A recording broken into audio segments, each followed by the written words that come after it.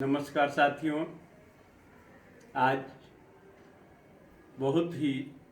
गंभीर विषय पर आपसे चर्चा के लिए हम इस वीडियो के माध्यम से आपके बीच में आए हैं। साथियों, आज राज्य, देश और पूरा विश्व जिस प्रकार से कोरोना के हालात से गुजर रहा है और उसमें खास करके हमारा राज्य बिहार और देश की जो बदतर स्थिति बनी है, शायद ऐसा पूरे विश्व में किसी देश की अभी वर्तमान में ऐसी दुर्दशा नहीं है। साथियों, आज एक बात देखने की आवश्यकता है कि जब से कोरोना वैक्सीनेशन का कार्य देश में प्रारंभ हुआ है, तब से आप देख रहे हैं कि कोरोना का पीक आ गया है देश में। पहले जब तक ये वैक्सीनेशन नहीं हो रहा था, इतने हालात बिगड़े हुए नहीं थे। हमारे देश के डॉक्टर्स, वैज्ञानिक, शोधकर्ताओं को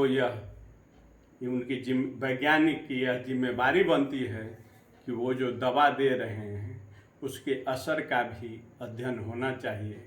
जिस प्रकार से वैक्सीनेशन जितनी तेज़ी से बढ़ रही है, उतने ही तेज़ी से हमारे देश में और राज्य में कोरोना का संकट बढ़ता जा रहा है। लोग को ऑक्सीजन और दवाएं तक मुहैया नहीं हो पा रहा है। सभी मेडिकल उपकरणों का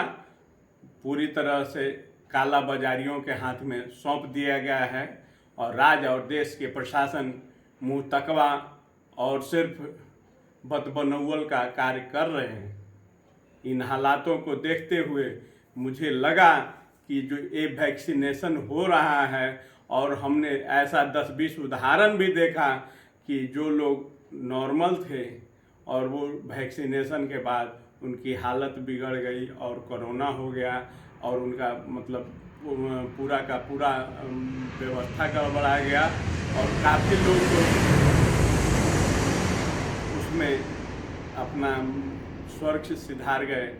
इन परिस्थितियों को देखते हुए आज देश के लोगों को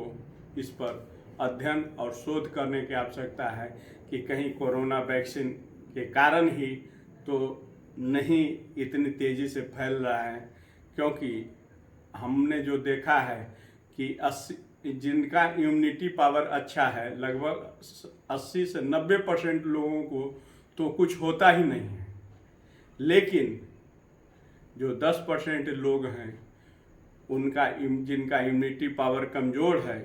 रोग प्रतिरोधक क्षमता नहीं है शरीर में, उनके चलते ही यह तेज़ी से कोरोना वायरस फैल रहा है और सबसे ज़्यादा क्षति उन्हीं लोगों को हो रहा है। और हम समझते हैं कि उसमें से 2-3-4% ऐसे लोग हैं जो तो कोलैप्स तक हो जा रहे हैं और सरकार इन बातों को ध्यान नहीं दे रही है।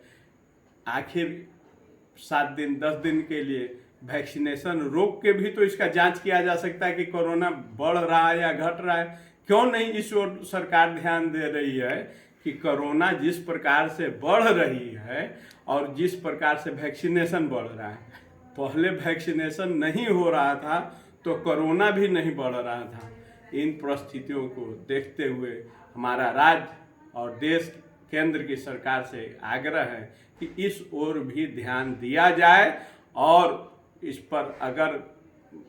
अध्ययन में ये बात आती है तो तत्काल रूप से कम 7 दिन और 10 दिन के लिए भी इस वैक्सीनेशन को रोककर अध्ययन किया जाए कि कोरोना का जो ग्राफ हमारा बढ़ रहा है या घट रहा है। क्योंकि जब से वैक्सीनेशन चालू हुआ है, हो सकता है उसका असर जिनको पड़ गया उनको कम हो, लेकिन जिनका बॉडी कमज़ोर है, बिना इम्यूनिटी पावर चेक किए हुए शरीर का, और जिनको वैक्सीनेशन किया जा रहा है, वो बहुत ही खतरनाक दौर में गुजर रहा है। और जब करोड़ों में वैक्सीनेशन हो रहा है तो लाखों में निश्चित, अगर 10% भी आप उठा लेते हैं, 5% भी रखिए तो लाखों में वो संख्या है। और उसी अनुसार मतलब बढ़ रहा है हमारे देश का कोरोना का संख्या। यदि सरकार आम लोगों के लिए चिंतित है तो इस पर ध्यान दे, और यदि वो महाकाल के रूप मोदी जी धारण कर लिए हैं तब तो हमको कुछ नहीं करना है, क्योंकि वो तो भगवान के अवतार हैं, वो तो इंसान है नहीं तो अगर इंसान हैं तो इंसानों पे फिक्र करें और इस पर गंभीरता से विचार करने की आवश्यकता है मेरे समझ में। धन्यवाद साथियों।